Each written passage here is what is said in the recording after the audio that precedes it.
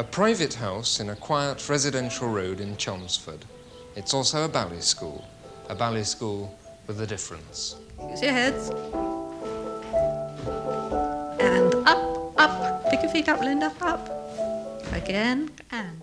It's the home of Elizabeth Twistington Higgins, a former Sadler's Wells ballet star who was stricken with polio 20 years ago. She was almost totally paralysed. Today, Elizabeth gives lessons to promising youngsters.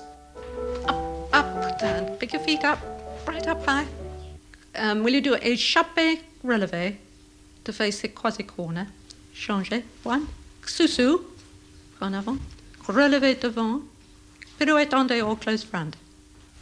Now the same thing to the other side. And one, and two, and relevé, close front. She can stop and start the music on a tape recorder by a remarkable process of blowing into a tube which triggers off a series of relays in the recorder.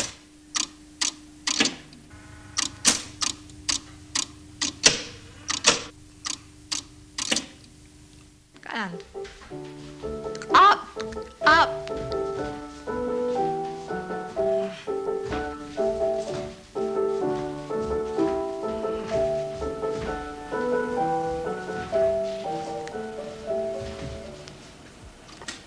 I find that they pick up the different technique of listening and then doing what they're told very quickly. I mean, most of teaching nowadays is geared to looking and learning. But they change very quickly.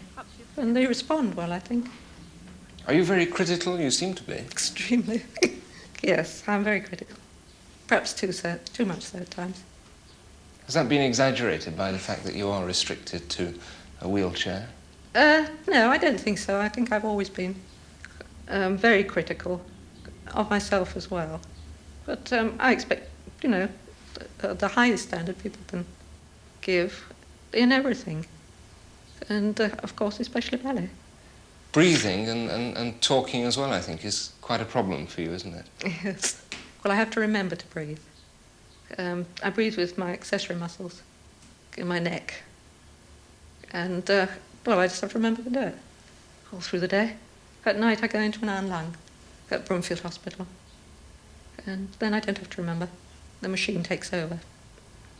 You're in the lung every night, are you? Every night, yes. I'm only a commuter here. What would happen, though, if you fell asleep in that chair? Well, I wouldn't, but I have a resuscitator here, a hand-operated one, and an electric one. But, I don't think I'm likely to do that. It must be very tiring, just giving lessons. Yes, this is the biggest problem, I think. The most exhausting part for me is my breathing. By huffing and puffing and fighting for breath, Elizabeth can use other facilities, among them her table light, radio and television.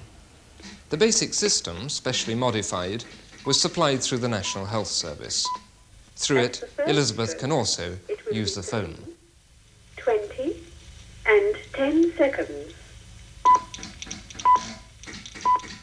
At the first stroke, it will be 3, 20 and 20 seconds.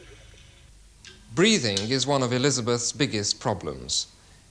She's totally restricted to a tiny degree of movement in her neck and her right hand.